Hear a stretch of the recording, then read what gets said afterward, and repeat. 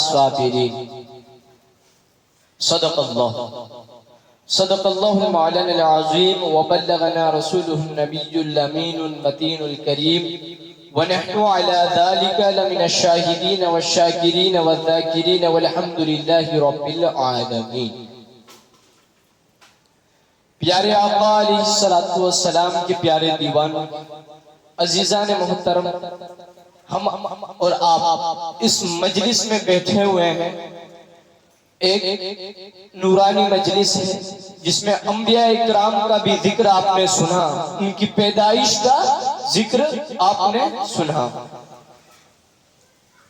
تو اب میں قرآن کی جو آیت پڑھی ہے، اللہ تعالیٰ قرآن مجید میں ارشاد فرماتا ہے یا ایھا الذین آمنوا استعینوا بالصبر والصلاۃ، یعنی اے ایمان والو. اللہ تعالیٰ کسے کہہ رہا ہے قرآن میں؟ ایمان والوں کو مخاطب کر کے کہہ رہا ہے اے ایمان والو،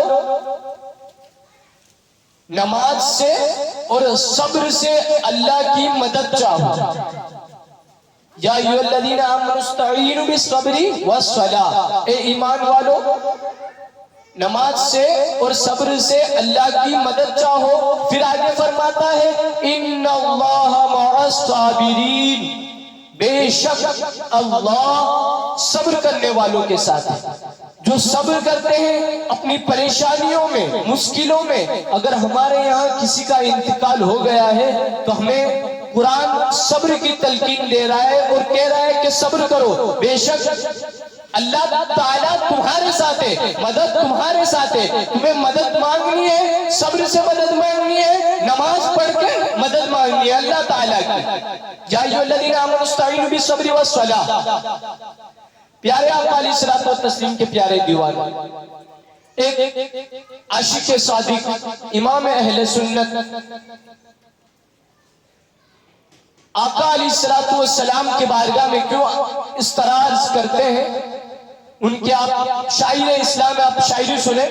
لم یأت نذیرک فی نذر مثلے تو نشد پیدا جانا، جگ راج کو تاج تورے سر سو ہے تجھ کو شہد و سرا جانا. البحر علا والموج تگا من بے کس طوفا ہوش ربا، مجدار میں ہوں بگڑی ہے ہوا موری نیا پار لگا جانا. انا فی عطس و سخاک عتم، اے گیسوے پاک یہ ابر کرم. برسن ہارے رم جم برسن ہارے رم جم دو بوند ادھر بھی گرا جانا. بس خام نوائے رضا، نہ یہ طرز میری نہ یہ رنگ میرا. ارشاد اہیبا ناطق تھا ناچار اس راہ پر آ جانا. آقا علیہ الصلوۃ والتسلیم کے پیارے دیوان، اللہ تعالیٰ سے ہمیں امید ہے اور یہ بھروسہ ہے کہ اللہ تعالیٰ اس محفل کے برکت سے مرحوم مغفور کی جنت الفردوس میں اعلیٰ سے اعلیٰ مقام عطا فرمائے، ان کے درجات کو بلند فرمائے، ان کی قبر پر انوار الرحمت کی بارش فرمائے، ان کی قبر میں تحت نظر وسعتوں والا فرمائے. اللہ انہیں کروٹ جنت نصیب فرمائے اسی محفل کی برکت سے اللہ تعالیٰ. اور یہ محفل ہمارے لیے اللہ تبارک و تعالیٰ باعث بخشش فرمائے قیامت کے دن اسی محفل کے صدقے سے. کیونکہ ابھی اس میں اہل بیت پاک کا ذکر ہوگا، امام حسین کا ذکر ہوگا، سیدنا پیروں کے پیر، بڑے پیر، میروں کے میر شیخ عبدالقادر جیلانی بغدادی علیہ رحمۃ الرحمن کا ذکر ہوگا. آپ کو میں غوث پاک کا ایک واقعہ سناتا ہوں، ایمان تازہ ہو جائے گا. سنیں، غوث پاک رضی اللہ تبارک و تعالیٰ عنہ حضرت خواجہ معین الدین حسن سنجری چشتی رضی اللہ تبارک و تعالیٰ عنہ، اجمیر شریف والے آقا، جنہوں نے فرمایا شاہ است حسین، بادشاہ است حسین، دی است حسین، دین پناہ است حسین. سرداد نداد در دست یزید، حق کے بنا لا الہ است حسین. وہ خواجہ معین الدین حسن سنجری چشتی غریب نواز کے خلیفہ، ان کے مرید حضرت خواجہ نظام الدین اولیاء جن کا مزار دہلی میں ہے، ان کے ایک کتاب ہے، ان میں یہ واقعہ انہوں نے نقل کیا ہے. انہوں نے لکھا ہے کہ ایک غوث پاک کا مرید غوث پاک کی خانقاہ میں آتا ہے. غوث پاک کی خانقاہ تھی جیسے آج بھی پیر لوگوں کی خانقاہ ہوتی ہے پیروں کی. ہم جیسے لوگ ان کے پاس جا کر فیوز و برکات حاصل کرتے ہیں. تو غوث پاک کا ایک مرید جب آپ کی خانقاہ میں آتا ہے تو دیکھتا کیا ہے کہ دو لولے لنگڑے آدمی بیٹھے ہوئے ہیں جن ہاتھ اور پیروں سے اپاہج ہیں, ہاتھ اور پیر ٹوٹے ہوئے ہیں. دیکھا تو کہنے لگا کہ غوث پاک کا دربار ہے, یہاں تو سب کی عادتیں پوری ہوتی ہے, غوث پاک کا دربار ہے, اور یہ دو لوگ اپاہج کیوں بیٹھے ہوئے ہیں, ان کے پاؤں اور ہاتھ ٹوٹے ہوئے کیوں ہیں؟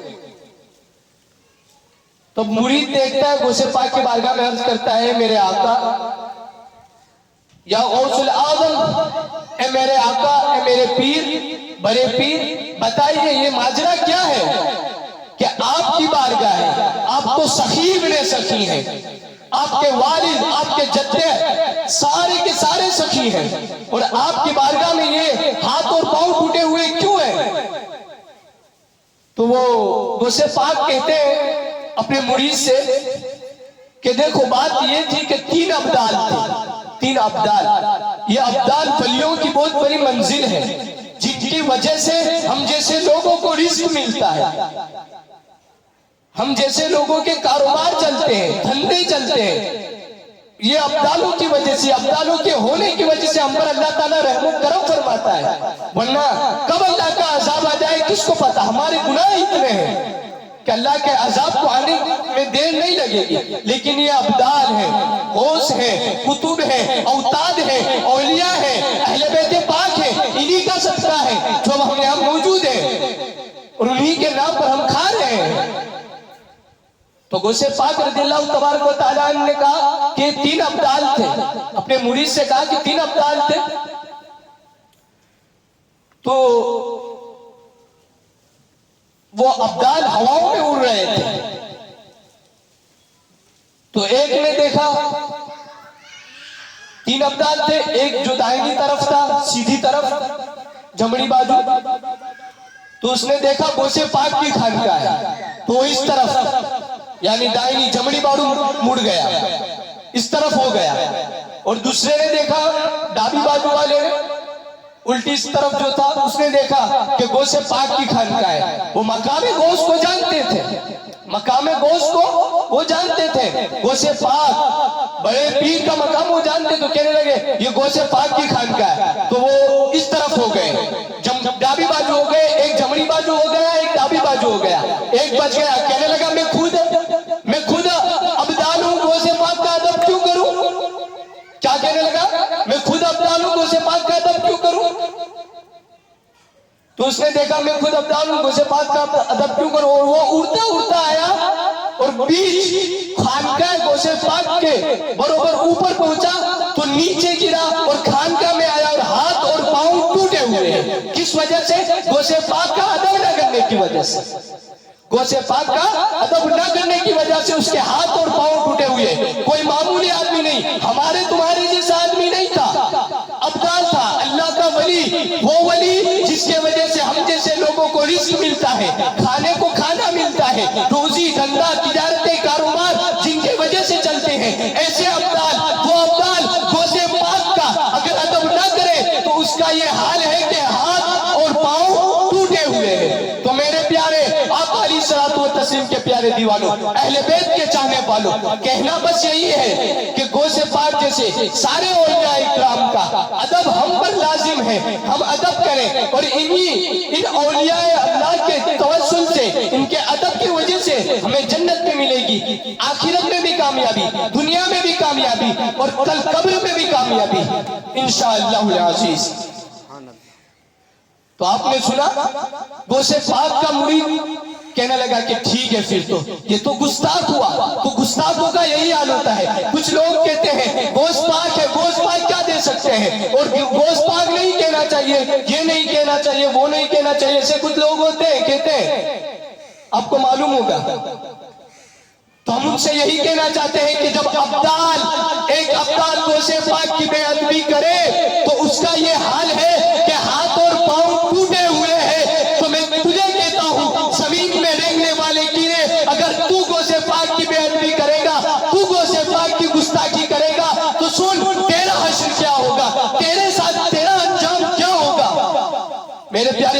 अलैहिस्सलातु व तस्लीम के प्यारे दीवाने, अजीजा ने मोहतरम, तो आपने जाना औलिया इकराम का मकाम, गौसे पाक का मकाम, और यही गौसे आजम है जो अपनी मुरीदों के लिए कहते हैं कि अगर मेरा मुरीद मशरिक में हो, मैं मगरिब में हूँ, अगर वो मुझे मदद के लिए पुकारे तो उसी लम्हे में उसकी मदद के लिए आ जाता हूँ। आपने बारहा देखा होगा, कभी हमारी कश्ती नावड़ी दरिया में मोजों पे मोजे आ रहे हो तो पुकारे गौसे पाक को, क्यों कर मदद को नहीं आएंगे? हम उनके मुरीद हैं, हमारी मदद को वो आते हैं, बेशक है ना। मेरे प्यारे आका अलैहिस्सलातु व तस्लीम के प्यारे दीवानों, तो गौसे पाक का मकाम है, औलिया इकराम। आप एक आदमी है, गौसे पाक का धोबी था, गौसे पाक का धोबी, जब उसका इंतकाल हो गया तो कब्र में सवाल करने के लिए आते हैं फिरिश्ते। तो फिरिश्तों ने सवाल किया, मन रब्बुका, तुम्हारा रब कौन है? वो तो धोबी था, उसका काम धोबी, कपड़े धुलना उसका काम था, कपड़े धोता था, और कोई काम तो था नहीं। लेकिन हाँ, जिसे उसे निस्बत सी, जिस शख्सियत से उसे निस्बत थी, उस शख्सियत का नाम गौसे आजम था, उस शख्सियत का नाम गौसे आजम था। तो गौसे आजम से उसे निस्बत थी। जब फरिश्तों ने कहा कि मन रब्बुका, तो उसने कहा कि मैं गौसे पाक का धोबी हूँ, और तो कुछ नहीं जानता हूँ, बस इतना जानता हूँ गौसे पाक का धोबी हूँ। और हम क्या कहेंगे? हम कहेंगे हम गौसे पाक के मुरीद हैं। लो देख लो हाथ में दामन है किसका? गौसे आजम का। लो देख लो हाथ में दामन है किसका? गौसे आजम का। तो आका अलैहिस्सलाम के प्यारे दीवानों, तो धोबी था, फरिश्तों ने से कहा कि मन रब्बू का, कहने लगा कि गौसे पाक का धोबी हूँ। फिर पूछो माँ दीनों का, कहने लगा गौसे पाक का धोबी हूँ। फिर तीसरा और आखिरी सवाल, हमारे प्यारे आका और मौला सल्लल्लाहु अलैहि वसल्लम हुजूर मोहम्मद अरबी सल्लल्लाहु तआला अलैहि वसल्लम के बारे में होता है, मा कुन्त तक़ुलु फ़ी हाज़ा रजुल, इस आदमी के बारे में तुम क्या कहते थे? कहा कि गौसे पाक का मुरीद हूँ, गौसे पाक का धोबी हूँ। उसके अलावा कोई और जवाब उसके पास था नहीं। तब फरिश्तों ने अल्लाह तबारक व तआला से कहा कि ए खुदा, ए मौला तबारक व तआला, या मालिकल मुल्क, ये तेरा बंदा है जो कहता है कि उसे गौसे पाक से निस्बत है, गौसे पाक का धोबी है। अब उसके साथ हम माजरा क्या करें? उसे सजा दे, जमीन को खोद कर उसे अंदर डाल दे, उसे कोड़े मारे, जहन्नम की आग उसकी कब्र में डाले। अब इसका हश्र क्या करे? अब इसके साथ अंजाम क्या करे? उसे कुछ मालूम नहीं है। जो सवाल है वो सवाल के जवाब नहीं दे रहा है, बल्कि वो कह रहा है कि मैं गौसे पाक का धोबी हूं। तो अब बताएं आप क्या करें? तो अल्लाह तबारक व तआला ने कहा, ए मेरे फरिश्तों, उसे जाने दो, उसे जिससे निस्बत है वो मेरा खास बंदा है, उसे जिससे निस्बत है वो मेरा खास बंदा है। इसी निस्बत की वजह से अल्लाह ताला ने धोबी को जन्नत अता कर गौसे पाक से निस्बत दी।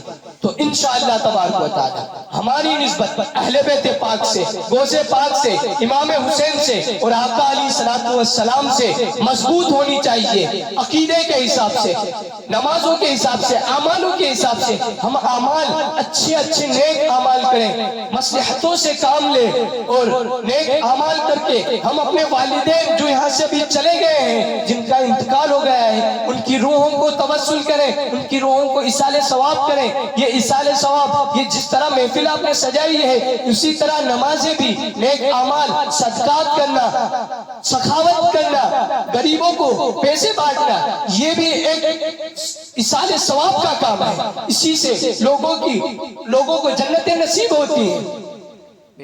आपको एक वाक़या बयान करूं, क्योंकि ये एक फातिहे की महफिल है। अल्लाह ताला मरहूम के दर्जात को बुलंद फरमाए। आमीन। तो अचानक एक आदमी है जन्नत में, उसका अचानक दर्जा बुलंद हो गया। दर्जा बुलंद हो गया मतलब कि वो एक जो तबका था जहाँ कुछ जन्नत, तो सारी जन्नत ही जन्नत है, सारी पूरी फैसिलिटी वाली, ये सब अच्छा ही है, लेकिन उसमें कुछ तबकात बड़े ऊंचे हैं, जैसे जन्नतुल फिरदौस, ये सबसे ऊंचा तबका है। तो एक शख्स है, वो अचानक ही उसका दर्जा बुलंद हो गया, मतलब वो ऊंचे वाले लेवल पर चले गया, ऊंचे वाले लेवल पर चले गया। तो उसने अल्लाह तबारक व तआला से कहा کہ میرے مولا اچانک میرے درجے کیوں بلند ہو گئے؟ یہ اچانک تو میرا تو کوئی عمل نہیں تھا، اگر عمل ہونا تھا تو پہلے سے ہی مجھے اونچا درجہ دے دیتا، اب اچانک کیسے ہو گیا؟ کہا کہ تیری نیک اولاد، تیری صالح اولاد، تیری اولاد کے نیک اعمال، تیری اولاد کا علم سیکھنا، تیری اولاد کا مجلسوں میں جانا، تیری اولاد کا نمازوں کو پڑھنا، تیری اولاد کا صدقات کرنا، خیرات کرنا، زکوٰۃ دینا، اصلاح کرنا، لوگوں سے محبت اور اخوت سے اور لگاؤ سے رہنا، یہ عمل تیری اولاد کا تیرے لیے ایصال ثواب کا ذریعہ بنا، اور ہم نے تیرے درجات کو بلند فرما دیا۔ سبحان اللہ، سبحان اللہ۔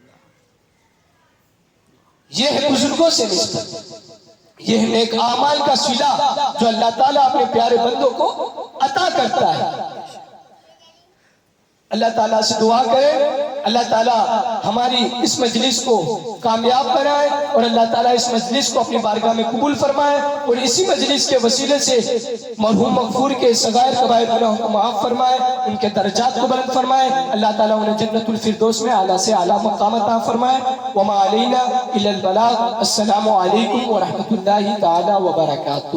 اللہ نہیں ہے جی کیا